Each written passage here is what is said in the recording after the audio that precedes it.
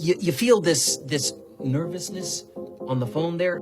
Sir, I've been trying to make an urgent phone call up there. Well, I don't think it's something I want to do on an overseas phone. You gotta make some phone calls. Hang up the phone. Prank caller. Prank caller. Ladies and gentlemen, welcome once again to Packernet After Dark. This is the call-in show of the Packernet Podcast Network. If you'd like to call in, if you'd like to participate in the show, please feel free to do so. The phone number here is 608-501-0718. New callers go directly to the front of the line. We don't have any new callers today, so let's pick it up with Dakota, that nerd in Tennessee. What's up, y'all? This is Dakota, that nerd in Tennessee. I am still I'm listening to today's Packernet, or After Dark. What is it? The 23rd. Anyway, it's the second half of all the crazy calls or all we the don't angry remember. Calls. It's fine. And I just noticed that there are people calling in that are frustrated but calm, and then you have me who's almost catatonic with anger. So if you ever wondered why I did not call in the middle of games, is for two reasons. One, I stated in a prior call, it said I have ADD, and when anything happens on the field, I completely lose track of what I was saying, and then I just say garbled stuff. And then two, I have anger problems. And my 8-year-old has to calm me down. And when I see stupid things happen on the field for such an elongated period of time, I begin to lose all sense of woosah, right? So anyway, yeah, that's it.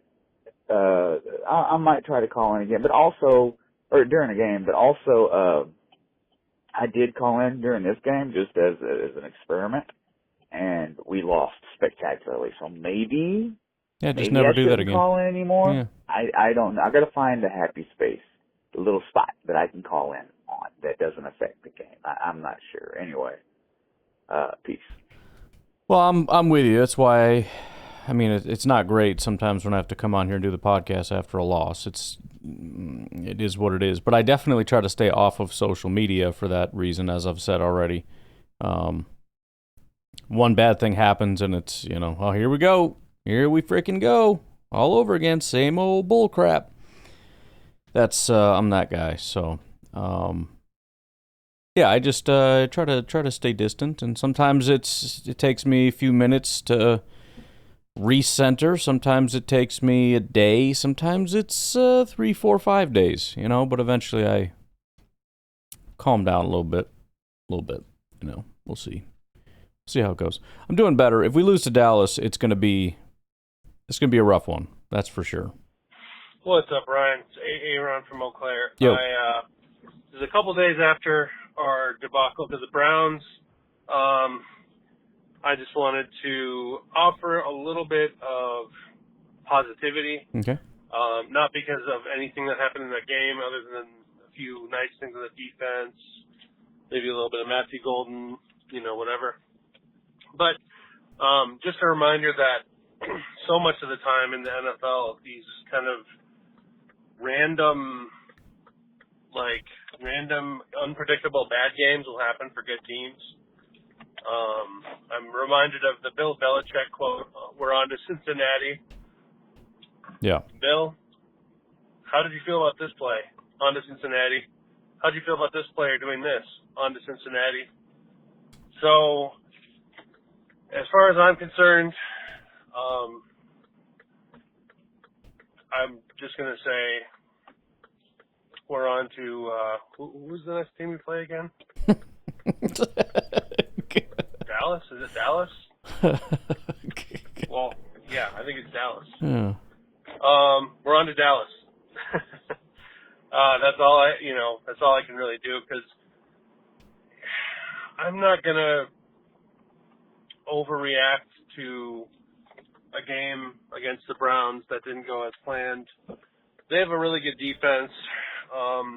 They're an uncommon opponent. I know that doesn't really make anything any better, but But I could see where the randomness could happen, you know. I'm also going to just offer this up, and a lot of people, you know, concerned about the special teams and everything. I think it was Tucker Kraft that let that guy off the edge get to the ball on that blocked field goal attempt. If it were anybody else, if it were some rookie or some player who's not maybe as reliable overall as Tucker Kraft, I might be concerned. But to me, I don't know. I just get the sense, like, if he's the guy making the mistake, like, you know he's good for accountability and fixing his mistakes. That doesn't, you know, obviously solve the offensive line. It doesn't obviously solve some of the other blocks. But just to say that I think a lot of this stuff is fixable. I think a lot of this stuff is just them trying to find their best lineup on the offensive line. So that's my positive take. Well, I did find it, if you couldn't tell, pretty hilarious that you were like, I've moved on to the next week, and then had no idea we're even playing next week. Yeah, definitely have mentally moved on from what's happened. As far as the special teams thing, yes and no, and then kind of no again, I think. I think Tucker was the one that gave off the block on the edge. However, the guy that came off the edge was not the one that blocked it, I don't think. Not that it's 100% matters. It kind of does, because I think that's what you're referring to. But still, I mean, he did miss the block, and that's a problem. Also, with that whole thing, Tucker's a good football player, so we don't need to worry about Tucker generally. That doesn't mean he doesn't suck at special teams and blocking off on the line of scrimmage as a special teams guy or something. I have no idea if he's any good at that whatsoever. So, I mean, maybe that's a problem. Maybe it's not. I don't know. I'm really getting tired of having to worry about it, because it's such a random, rare thing that just never happens. And it's been a little bit of a while, but the amount of times we've had to worry over the last, let's call it 5 years, that maybe a field goal might get blocked. No fan base should worry that a field goal might get blocked, other than, oh no, this is a huge game, and I hope that some crazy, wacky, unheard of thing doesn't happen in this moment. Not, I'm nervous because we kind of suck at this and are always giving up blocks on field goal kicks. That just shouldn't be a thing anymore. I don't even know if it was under Bisaccia that we were having those problems, or if that was pre-Bisaccia. I really don't remember. But I am over it. I am a little tired of it. That's for sure. And if we could just never have to really worry about that again, I would be super happy, and that would be great. But yeah, the whole Bisaccia thing. I mean, I'm kind of torn on it, because it's hard to know whose fault is whose, and there's also been some positive things. The kicker having, some of his best success of his entire very long and illustrious career. The punter being phenomenal, and special teams kind of looking good in all phases at different times. But then there are times where the special teams is just stupid and sucks, and it's like, do you have good players and you suck as a special teams coordinator, or are you a good special teams coordinator with garbage players? Because it's one of those things, I think. And I'd like to just, I don't even care necessarily about having a really good special teams unit. Of course, I would love that. I just don't want to I just don't want to think about it ever. I don't want to think about special teams. I don't want to care about special teams unless it's something awesome. Like, dude, this guy's like Keyshawn Nixon. He's such a good returner. Watch out, he's electric, which hasn't been a thing in a few years. But that's the kind of, bro, check this out, or excitement or whatever. if I have to think about special teams, that's what I'd like to think about. Not panicking because we can't do basic crap. Just a thought. Ron Part 2. One more thought. We're killing Jordan Love over some of his decisions, like the whole, taking a bad sack and all that stuff. Yesterday in the Ravens game against Detroit, Lamar Jackson, one of the best quarterbacks that we know, is in the game. I'm going to have to end up arguing with you again, but yeah, go ahead. Took a really bad sack on, I think it was, second and long or something, and he ended up losing, 15 yards because he kept backing up trying to escape, and, 3 guys were on him, and they just took... Let me just jump in now because I'm going to forget. There's a handful of things here. First of all, I agree that we shouldn't be killing Jordan Love. I think we know what the 2 major mistakes were, and those were basically his 2 mistakes in the game.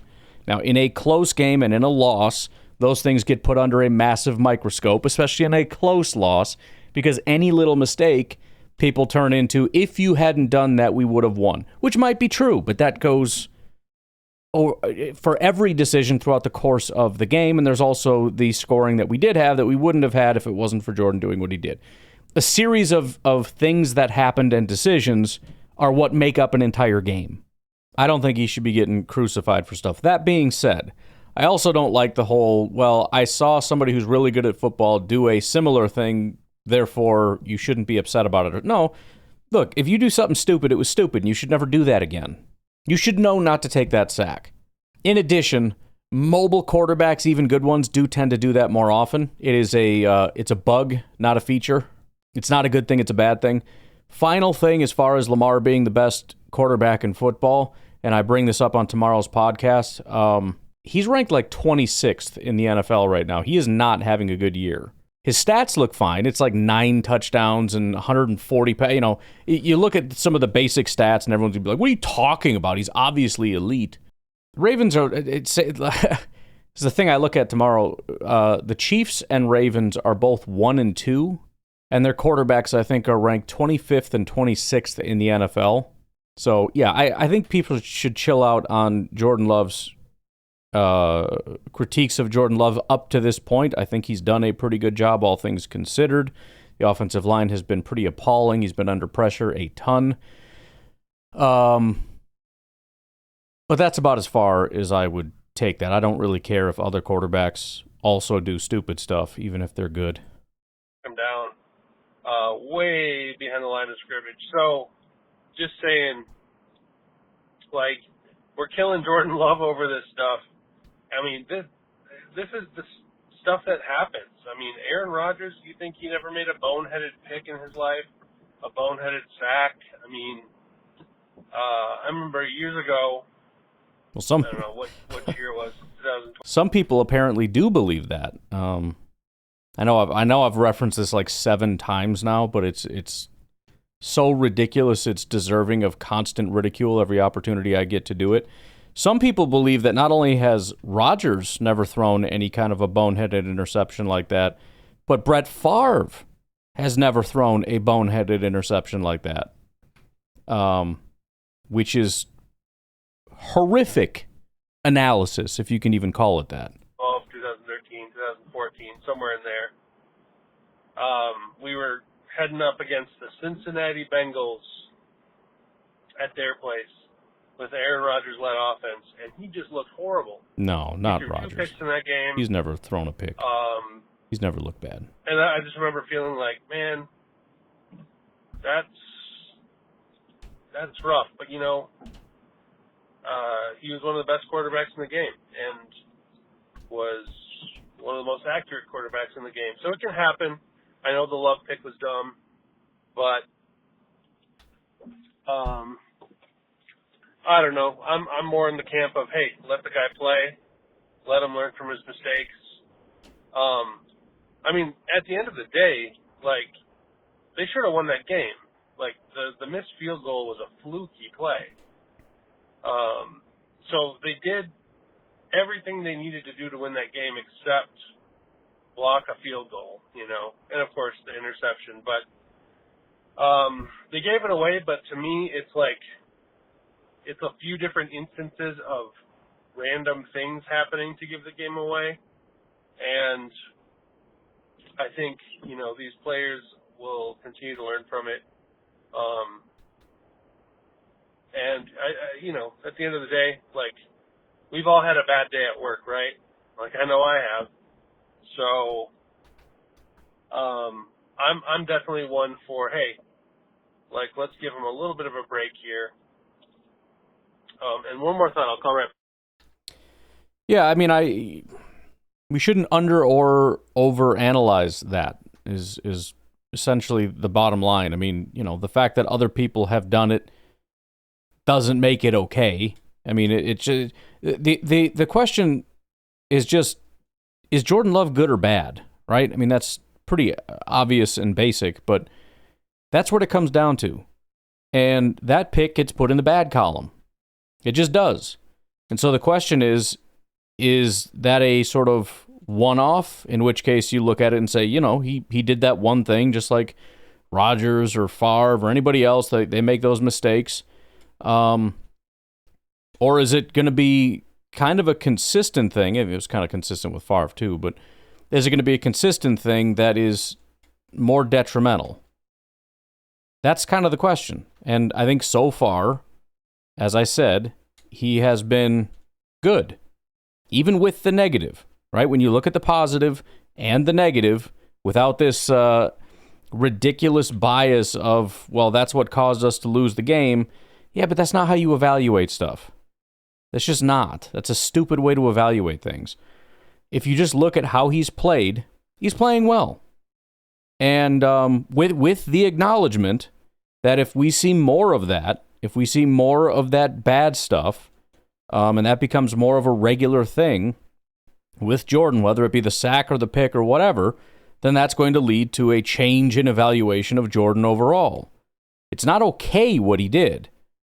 But there is, like you said, an acknowledgement that everybody makes those mistakes sometimes. It's just a question of how often. And for Jordan, it has not been very often, which is why, again, you can't just look at one mistake and then say he's bad. That's stupid. If that's the standard, who's good? Nobody. Nobody's good. So you take 3 games in their totality, and I think if anyone's being honest and not biased or just ridiculous in their analysis, which this same person that I've been ripping on made some kind of a comment of somebody highlighted his passer rating, which is not the greatest stat to use, but it's fine, I guess. But it's a very good passer rating, and this person's comment was something to the effect of, if you throw an interception that's stupid, it should drop you down to like an 80 passer rating or something. No, it shouldn't. It was one interception.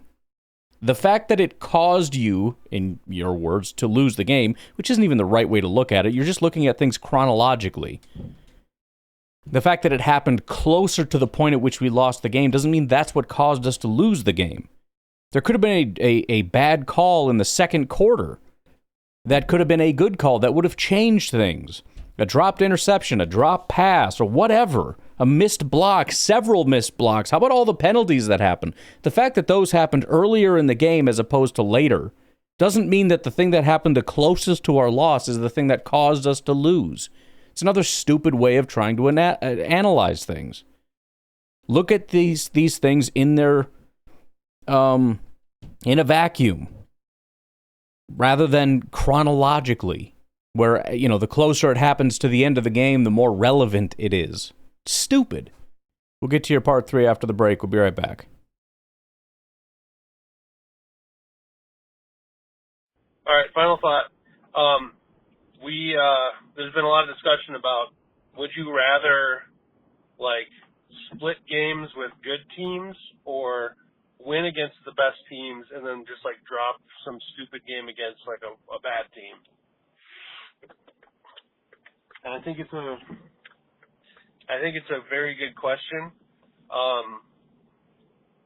I personally would rather win against all the good teams and then drop a random loss to a bad team with a good defense. Like, to me, this is like the ideal win, the ideal loss, if that even makes sense, because it's random. Like, if this was explainable, then it would be worse to me. If it was like, well, we won against all the horrible teams, and then once we faced a good team, we didn't stack up. I think I would feel a lot worse about this team. But because that doesn't seem random, that just seems like, well, they're just a mid-tier team that can't beat the better teams. But if you can beat the really good teams, then losing to a bad team seems like a random fluke or a blip on the radar that you can fix. So I think there's a lot of teachable moments in this game. And you do learn more from a loss than you do from a win, I truly believe. I also believe that for a young squad that's full of themselves, not in a bad way, but that's feeling themselves in a good way, like they're really confident, I think that having a reality check like this, like, you know, we were expected to win this game and we lost it. And this could happen to a bad team. Imagine what could happen against the Eagles or the 49ers or the Lions or the Vikings or even the Bears, you know? So I think it's a good reminder for the team to, like, get it together and not take anything for granted, because if they can lose to the Browns, at the time, the 0-2 Browns, then, then it just kind of proves that, like, you just can't let your guard down. And I think, hopefully, and this is me being an optimist, hopefully it ends up being one of those things where, you know, it serves as an instructional lesson for all the players and coaches that, hey, like, you gotta take every game seriously and play to the whistle. So that's my thought. Yeah, I always kind of struggle with that, as I've said now a few times. We want that to be the lesson, right? Well, yeah, I forgot that I had to care, and now I remember that I have to care. I don't know if that's ever really been a thing. I don't think that we've really seen that, where it's like you have that one bad loss and then you don't lose to any other bad teams. I don't think so. I mean, it wouldn't be actually that surprising, because you don't actually lose that many. Good teams don't generally lose a bunch of games to bad teams. But anyways, it is kind of funny when we go back to the question of which is better, to lose like a couple random games to bad teams or lose to the elite teams. And I want to phrase it that way, because you'd mentioned, like, you know, once you go up against the good teams, the Packers did beat good teams in 2024. In fact, with the exception of the Bears, obviously, which is a unique circumstance, every single bad, mediocre, and good team they beat. It was only the teams that were mega elite teams that they lost to. Just have to remind everybody of that fact, because I think it's important to phrase it that way. But it is funny, the question, because how you answer it depends on sort of the broader narrative. It's kind of a broad question. So, I mean, the way you phrased it makes sense that you would rather have it that way. I think the problem with what we're seeing here is that you have a team, this is the narrative, when you lose to teams like this, now you're an undisciplined team and you're an untrustworthy team. The 2024 version of the Packers wasn't really scared going into a lot of other games. It was just a question of, do they have the ability to win against the mega elite 15-win teams? And generally the opinion was no, but obviously it's not 0%. They can beat those teams. It just was unlikely, which is going to be the case no matter what. Anytime you go up against a 13, 14, 15-win team, it's going to be unlikely you beat them. But that's ultimately what you have to choose between, right? Let's say this year the Packers proved they can beat teams like the Lions. Well, that makes you feel good. But when you get to the playoffs, when you know that you can't really go 4 games without having this complete pile of crap game, even against bad teams, to where you lose to them, do you feel confident that you're going to win the Super Bowl? No. You don't feel super confident in that at all. So neither is really good. I suppose if you were to create a perfect scenario, I mean, the other part that I thought was funny about that is I wanted to ask the question, are all the people that are talking about how, Matt LaFleur has never had this team ready and da-da-da-da, in 2024, were those same people praising Matt LaFleur for how unbelievably disciplined the team was and the fact that they showed up in all these games and they won all the games they were supposed to? Did one single person who loved to complain about the team not being prepared talk about that at all? Of course not. Just like all the people that complain the Packers can't beat any of the good teams didn't have a damn thing to say about us beating the Lions week 1. And you know what that tells me? The only acceptable thing for many of the fan base, and this is not really people who call in here that I'm chastising, it's all the negative fans, but it's also a little bit of each one of us, I suppose. The only acceptable thing is you're not allowed to lose. You have to be undefeated. If you lose to a bad team, it's pathetic, it's embarrassing, you never show up, this team is not prepared, they're not Super Bowl caliber, they're not da-da-da-da-da-da-da-da. If you lose to a good team, oh, you're just good enough to beat the bad teams, you're not good enough to beat the good teams. Oh, okay, so you can't lose to the good teams and you can't lose to the bad teams. Oh, okay, all right, now I get it. I guess the only perfect way to weave this would be you lose to like a 9-win team, but you beat a bunch of 14-win teams also. That way, it's kind of fluky, but not super fluky. And they also win almost all their games, so they're very consistent and reliable. And they can beat the really good teams because they've proven that. But of course, I'm not saying win all your games. You can lose one to a good team, kind of in the middle of the year, not the end of the year, and that's about it. That's all I will accept. It's tough getting through an entire season without having reason to doubt. But I think that's an important thing about being a fan. Nobody, not a single fan in the world, has assurance that they will win the Super Bowl. Every single one has more than enough reasons to doubt that they're going to win the Super Bowl. I think being a fan is understanding that you're probably not going to win, but cheering as though you're going to, and supporting the team in an effort to do so, as a joint effort, rather than sitting back saying, I expect perfection, and when something bad happens, we scream at the team and the coach and everybody else, say everybody should be cut and should be fired for not satisfying me and my demands. Kind of just makes us douchebags a little bit. It's basically the difference between being a fan and being a consumer. I think most of us, and myself included to a large degree, and I think a huge portion of the fan base, and certainly 100% of negative fans, are not fans, they're consumers. A fan goes on a ride with the team. We're in this together, through the highs and through the lows. That's what being a fan is. It's more like a marriage, through sickness and in health, till death do us part. Being a consumer is, I went to McDonald's, I ordered this, and this isn't what I ordered. Give me my money back. Fix my order, and I want to speak to your manager. We demand satisfaction instead of sharing in the struggle.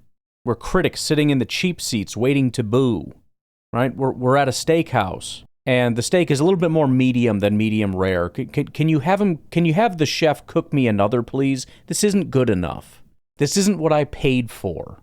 Something I've been kind of talking about a little bit more, especially for myself, trying to be something. And what I'm striving toward is being a fan rather than being a consumer. But I think all of us need that. And again, negative Packer fans, excuse the lawnmower.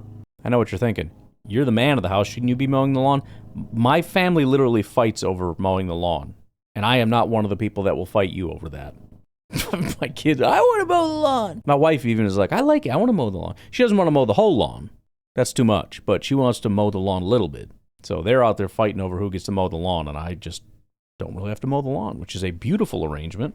I do have to shovel. Nobody is fighting over that job. But I don't have to mow the lawn, which is great. But you get what I'm saying? I don't know how we got here. Hey, Ron, I don't know how I ended up co-opting your call to get to this point. But I'm glad I got here because it's provided me with a little bit further clarity on something that I've been trying to wrap my head around for a little bit of a while here. Be a fan, not a consumer. All right, let's take our final break here. I think we only got one call in there, but that's all right. We got a couple calls from Goose, and I don't want to split them up if we don't have to, so we'll take a break. We'll be right back.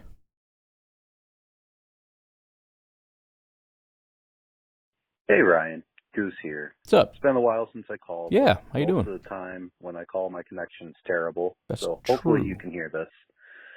But I just wanted to put a period on the discussion of the Browns game and remind people what we have to look forward to this season.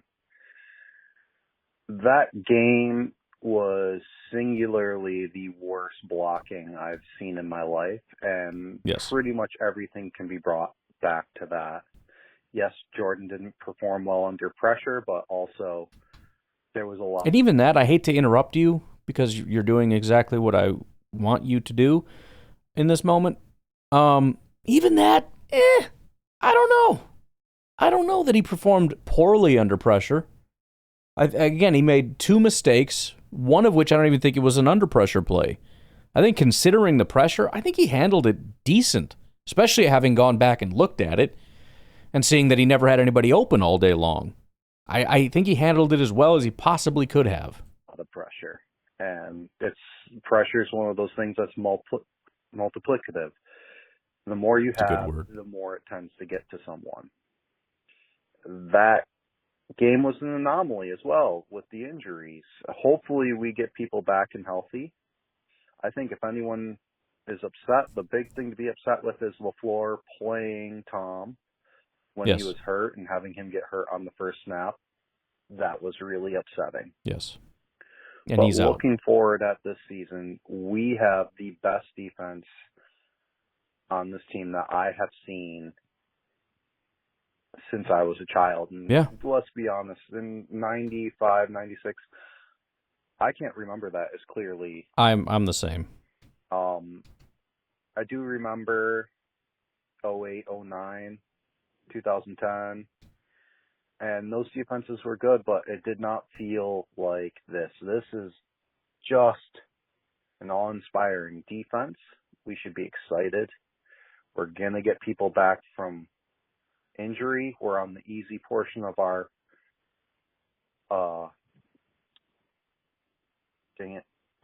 schedule. Mm-hmm. And look at what happened to the Ravens. The Ravens beat the Browns. They beat the Browns pretty badly. And they turned around and got crushed by the Lions. Oh, wait, who did we beat? The NFL is truly a any given Sunday league.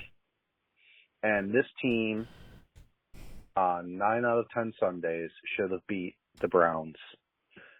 But they didn't show up like they should have, and they were battling injuries. We are going to be just fine. The Packers will be fine. This is going to be a great season, people. Buckle up. We're going to have fun. Don't let this be what ruins it for you. And on that point, kind of on your point as well as mine, think about how exciting it is. It's crazy we have to talk about this as though it wasn't just, like a month ago. Think about how exciting it was just to watch the preseason just because we got a glimpse of someone. Bro, I can't wait to see Matthew Golden. I can't wait to just see him in there. I can't wait. I want to see Savion Williams. Think how exciting it was. What was this, like 45 minutes ago when we got Micah Parsons?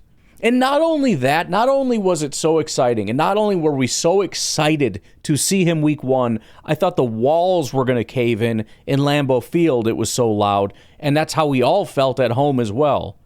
But it's everything we had ever hoped that it would be. Micah Parsons has ignited this defense that we were hoping would be great even without him. And it is legendary. And you're right, it took a historic collapse for the Packers to lose by 3 points to the Browns, who have a truly elite defense. Why can't we get excited about Sunday, if for no other reason than we get to watch Jordan Love play?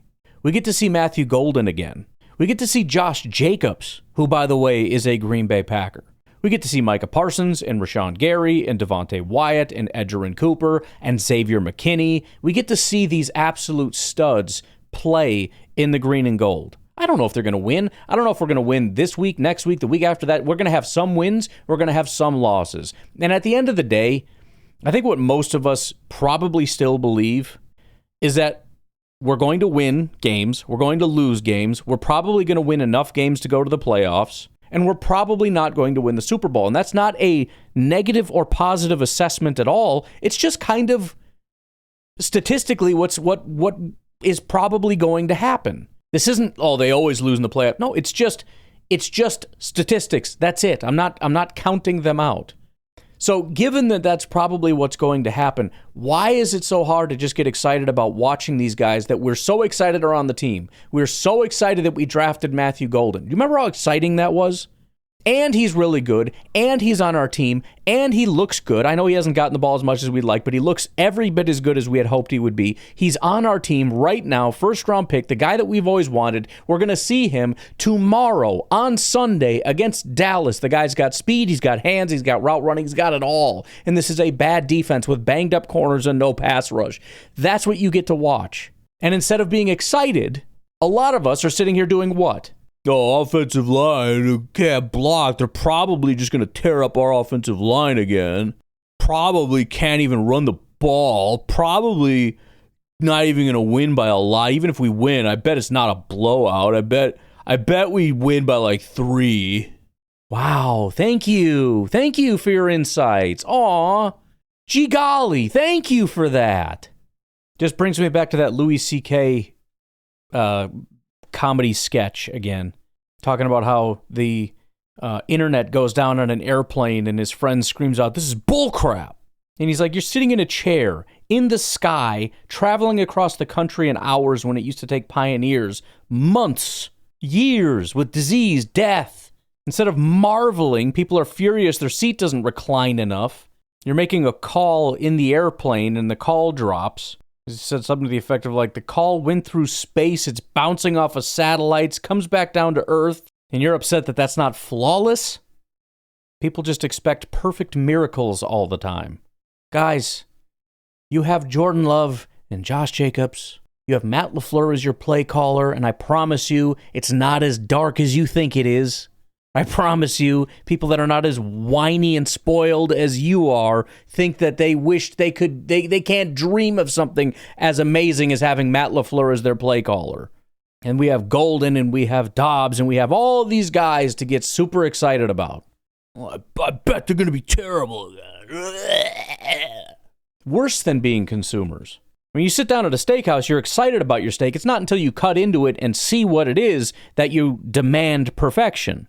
A more accurate analogy of what a lot of fans are like is like going to the greatest steakhouse in the country, saying, "I bet this steak sucks and it's overcooked beyond well done. They cook it to 210 degrees. You get a steak that's medium, and you say, "See, I knew it would be medium," and then you demand it goes back and is medium rare. You get to watch the Packers play. No matter what, that's what you get tomorrow. Every single play, offense or defense, is an opportunity to watch your favorite players play football. Every time Dallas has the ball, you get to watch Micah Parsons play football. Every time the Packers play football, you get to watch Jordan Love throw to different players or Josh Jacobs run the ball. I don't know how successful it's going to be. Let's worry about that when it's done. You know what I mean? Goose Part 2. Hey, Ryan. Goose again. Sorry to call twice in a row, but I had a further thought. And that is something that we've spoke about before. The Packers seem to always get teams' best shot. This is not who the Browns were every week. Yes, they've had a good defense, but the defense that showed up to play the Packers was not the same defense that played the first 2 weeks. The offense that showed up to play the Packers, though it was not good, let's not pretend it was, but Joe Burrow played far better than he did in the other games. He was playing, I know what you mean, like Daniels did against us in the Washington game. I have a lot of praise for how Jaden Daniels played the Packers because he stood in there and took the shots and kept trying to deliver the ball and did succeed a good number of times there. I'm like, what the heck? Yep. This guy is just immune to fear and pain.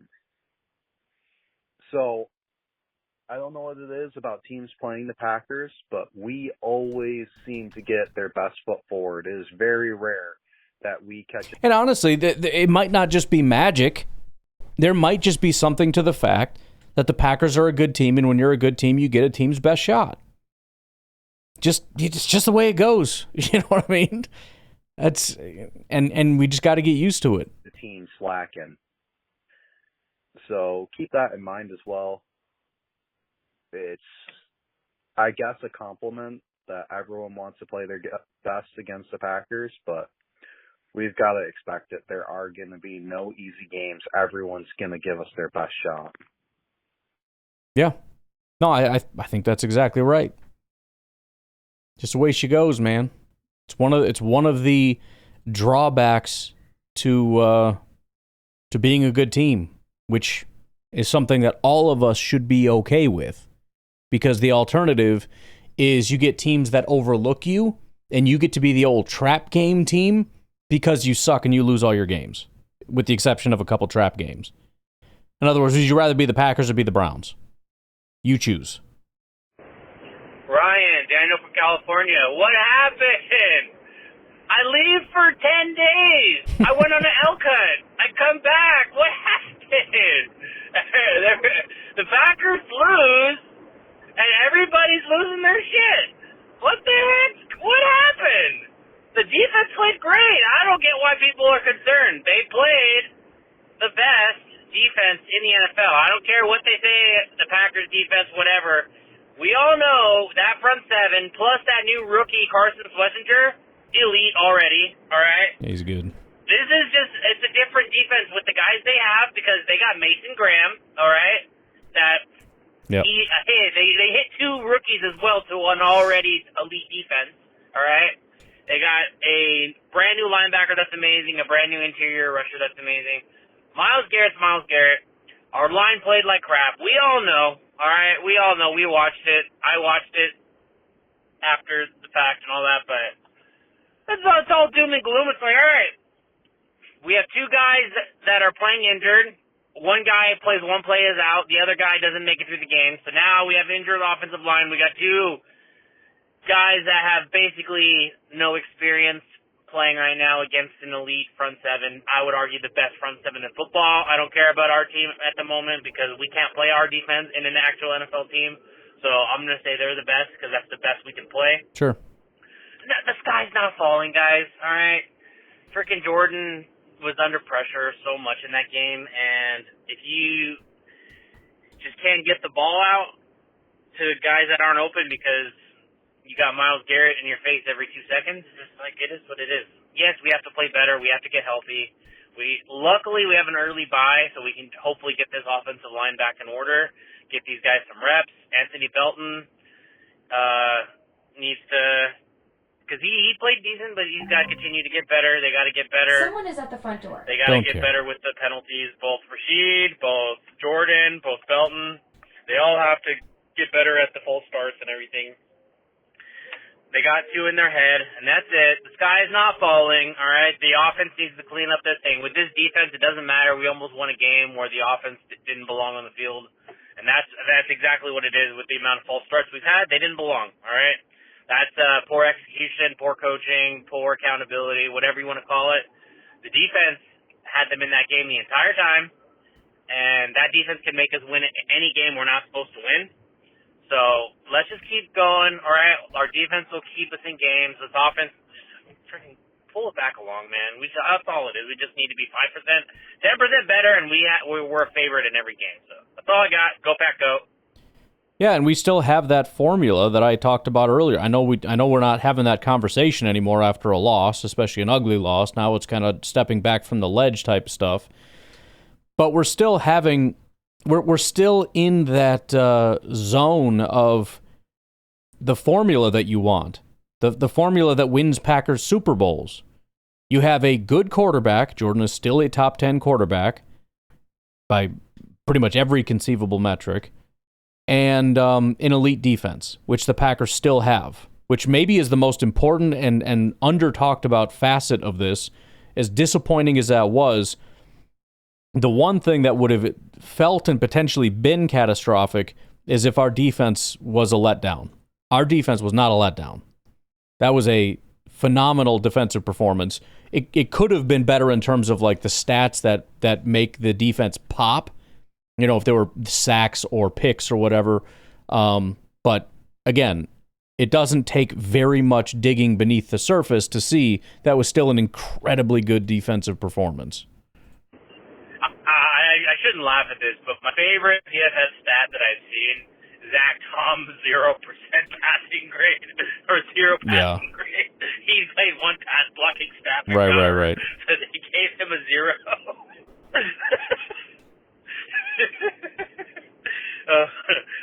That is pretty good. Poor guy got hurt. Can you just give him the 60? Come on, the guy tried to play with a bad oblique and he just got hurt. Don't give him the 0. That is a little bit unfair. I think PFF probably could have just let him walk off with a 60. Not that it's going to matter a ton. You know, you give him a 0 grade, but that's weighted against one snap, you know? But, I mean, they're usually pretty thoughtful in terms of, like, how much they take context into account. And the fact that they didn't take into account that he ripped his frickin' oblique on that play, a little crazy. You know, you saw him flop on the ground and not be able to get back up. Maybe we could overlook that one play. Oh, he got beat. Did he get beat? I don't know if he got beat. You know what I mean? Be like if the guy had a heart attack in the middle of the field and being like, "Whoa, look who sucks." Okay, 0 grade for you, buddy. Way to go. I don't know if I didn't see the PFF grade episode because I was in Montana, but that's pretty good. It just says 0 next to that. All right. Let's not laugh at our team. Let's go get a win against Dallas. Micah's going to get 4 sacks. And Stop it. Take over. Someone is at the front door. Go back up.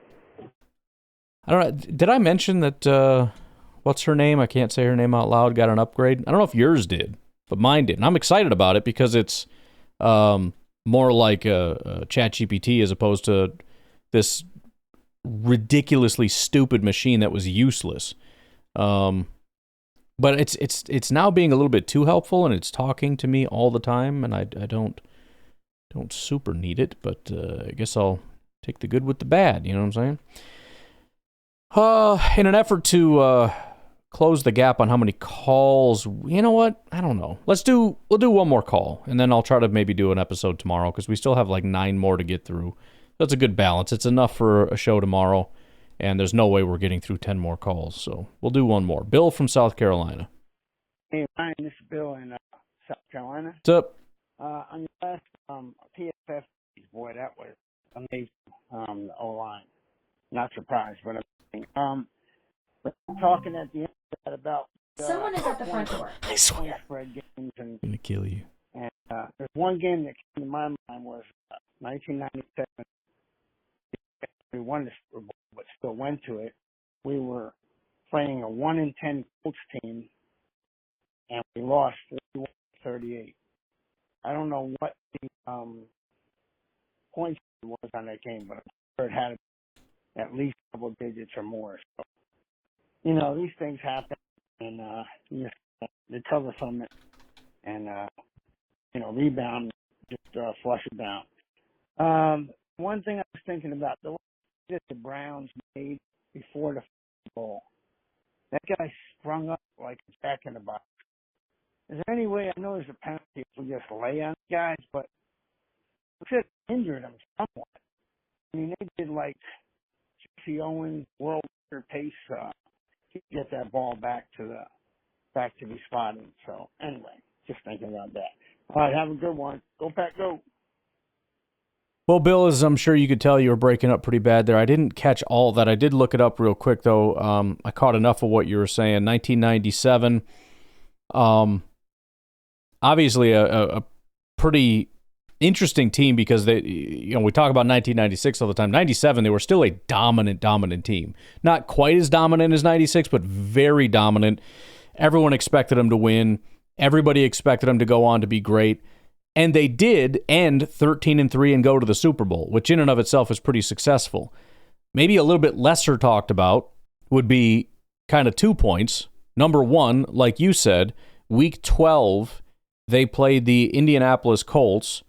The Lindy Infante, wasn't Lindy former Packer guy. Lindy Infante, Indianapolis Colts. He was, yes. But we ended up losing that game. The Green Bay the Lindy Infante Colts in 1997 were 0-10 going into that Packers game. So you had the 8-2 Green Bay Packers going up against the 0-10 Indianapolis Colts. Former Super Bowl champion, dominant, Reggie White, Brett Favre, like the gold standard football team, just elite. Like, this team is going to be a dynasty. They're going to win the Super Bowl unabated this year. They're going up against the easiest team, the worst team in football, the Indianapolis Colts. They lost that game 41-38. And think about how embarrassing that is, because this is an elite defense. This is the number one defense in football last year, right? The Reggie White, unstoppable, number one offense and defense, dominated everyone in every game, in every metric. And that defense gave up over 40 points to the 0-10 Indianapolis Colts. The other thing that's kind of interesting about the 1997 Packers is they only lost 3 games. One of them was Week 12 in that Colts game.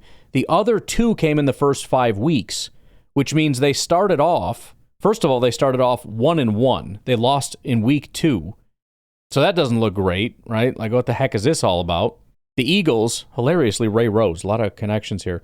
The Eagles went on to be a 6-9 team, just to give you an idea of what that team was about. So right out of the gate in 1997, you beat the Bears 38-24. The Bears were a 4-12 team. So right away, Week 1, you probably don't feel super great about that. You beat the crap out of them, but how do you give up 24 points to the 29th ranked 4-12? Not that you knew the final result, but I'm just telling you what the Bears were at the time. The 29th ranked 4-12 Dave Wanstead Bears. How do you give up so many points? That's a little concerning. And then the very next game, you play the Ray Rhodes 6-9 Philadelphia Eagles and lose. And you're sitting at 1-1. Then you play the 9-7 Jimmy Johnson Miami Dolphins, pretty mediocre team, and you win by 5.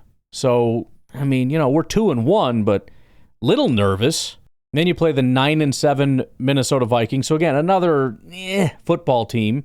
Beat them by 6. And then you lose to the Detroit Lions. Lions were another 9-7 team.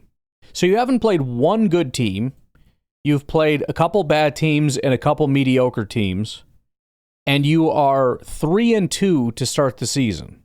They went on to win every single one of the rest of their games except that random Indianapolis Colts game. In other words, nothing to worry about despite this start. 21-16 against the Buccaneers. You beat the Bears. You get your bye week.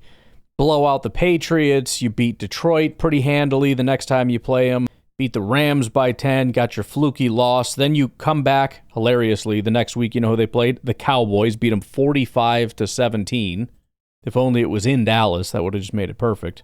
Beat the Vikings by 17, beat the Bucks by 11, beat the Carolina Panthers by 21, beat Buffalo by 10. I mean, you're just kind of steamrolling everybody. You waltz into the playoffs, no real problems whatsoever. You beat the Tampa Bay Buccaneers 21-7. That's light work.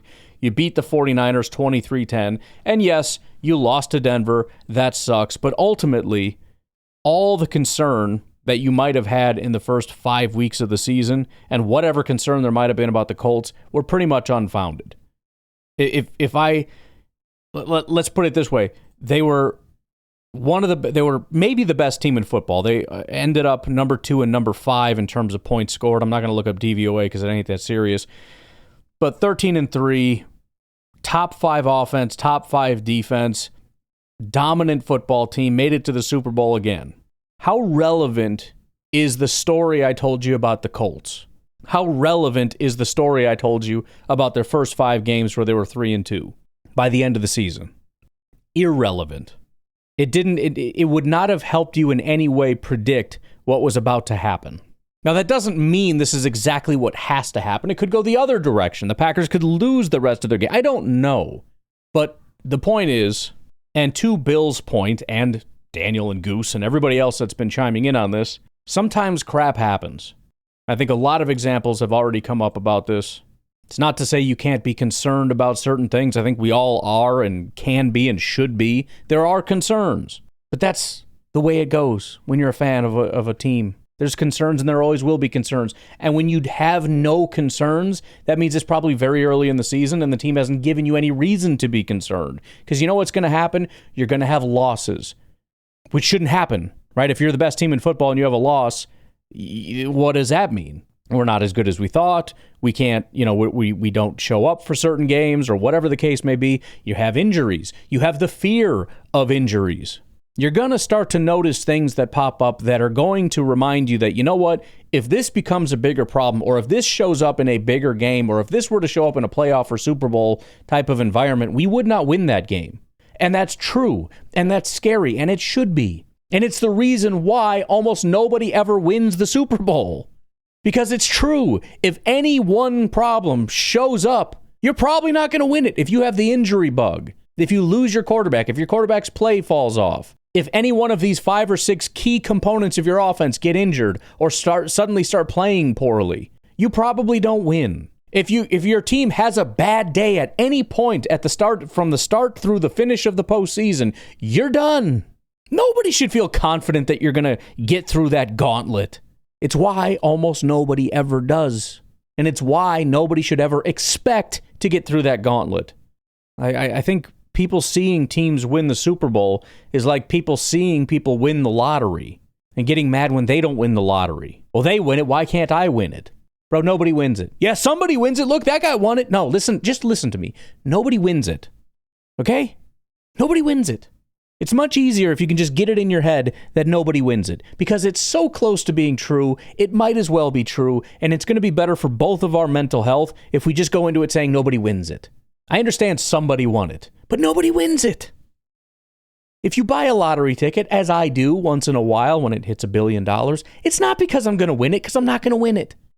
I pay my $2 so I can daydream about what I would do if I won it. And it's a fun little game that I play. Just like when we show up on Sunday, we get excited about what would happen. What if we win by 40? What if we win the Super Bowl? What if? And that's what we do for a season. And then the season ends, usually with us not having won the Super Bowl. But at least we got to pretend that we might. And we play that game and we get excited about it. And we go through that process. Oh man, what if we win the Super Bowl? We could be the greatest. But you know what? If you don't win the Super Bowl, it's not because everybody failed you and everybody should be fired. It's because that's what's supposed to happen. Same with not winning the lottery. It's not some grand conspiracy if you don't win the lottery. Somebody didn't fail you. The guy at the guy at the gas station doesn't have it in for you. That guy needs to be fired. He's deliberately putting down bad numbers. No, he's not. He's just doing his job. And and you know what? I'll take it a step further. He did his job perfectly, and you still lost, which is entirely possible for a football team as well, to do their job as perfectly as they possibly can, and it just didn't turn out with you winning, right? Detroit should have won a Super Bowl last year. Packer fan, hand to God, that's the way it should go. I know, as good as Philly was, I don't care. I'm telling you they were not as good as Detroit. If Detroit had not had the injury bug, their defense was super scary, nearly on par with Philly's, but their offense would have cut through Philly's defense like it didn't exist. They were shockingly terrifying in every way imaginable. They should have won, and they did everything right, but the injuries hit them, and then they lost. And that's the end of the story. And nobody did anything wrong, and they shouldn't all be fired, and they shouldn't be replaced, and the fan base shouldn't be calling for people's head. None of that. It just is what it is. Just like in 2020, the Packers should have won the Super Bowl. But you know what? They didn't. And that's it. That's the whole story. They should have, and they didn't. 2011, they probably should have won. I know the defense wasn't great. Probably should have won. Just on the back of, holy crap, this is one of the best offenses we've ever seen. They were deserving. Rodgers by himself was deserving of a Super Bowl. But we didn't win. In fact, not only did we not win, we lost to a team that I don't know how or why they went on to win a Super Bowl. The Giants? They're not even that good. That was a bump in the road. That wasn't even a pothole. That was a minor little bump in the road on our path to obviously going back-to-back Super Bowls. And they beat us. And they shouldn't have, but they did. And then they went on to win the Super Bowl. And they shouldn't have, but they did. Who gives a crap? Stop thinking about the Super Bowl for 5 seconds. You get to watch the Packers play. You get to watch the Packers play. And you get to daydream about how good this team could be. You get to daydream about what if. What if we win the division? What if we win the conference and get the number 1 seed? What if we have the best defense in football? What if we have the number 1 defense and the number 5 or top 5 offense? What if this is the year that we go on to win a Super Bowl? What if Jordan Love wins MVP this year? You get to play those games, and you might as well, because this is your opportunity to do it. This is what we wait all off season for, to watch our team play and get excited about that. So now that the season has started, let's not spend all our time, and believe me, this is just 100% me yelling at myself right now. So if you're confused as to like, why are you were the one that said, I know. I forgot you guys were here. I was yelling in the mirror, okay? Leave me alone. Treat it like a preseason game and think about how excited you are to watch blank. I can't wait to watch Golden. I can't wait to watch Parsons. Whatever. By the way, I apologize for this song. It was requested. I'm sorry. Have a good night. Bye. We signed up for the ride, the highs and the falls. Through heartbreak nights, we still give it all. It's not a product, not a one-time show. It's love in the struggle. That's how we grow. But some just want it perfect every night, like they're all the stars, like the team owns their fight. When it breaks down, they just walk away. But real fans know it don't work that way. Less of a fan and more a consumer, demanding perfection, but love is truer. Less of a fan and more a critic code, waiting to boo when the story unfolds. We'll stand together, hand in hand. This is the journey, this is being a fan. Every loss makes the victory sweet. Every stumble lifts us back to our feet. We're not customers, we're family strong. Believers forever, singing this song. It's the journey, the climb, the hope we defend, the scars and the love, the bond till the end. We're not just watchers, we're part of the plan. This is the magic being a fan. Less of a fan and more a consumer. Love is true. Love is true. Less of a fan and more a critic code, waiting to boo when the story unfolds. We'll stand together, hand in hand. This is the journey, this is being a fan.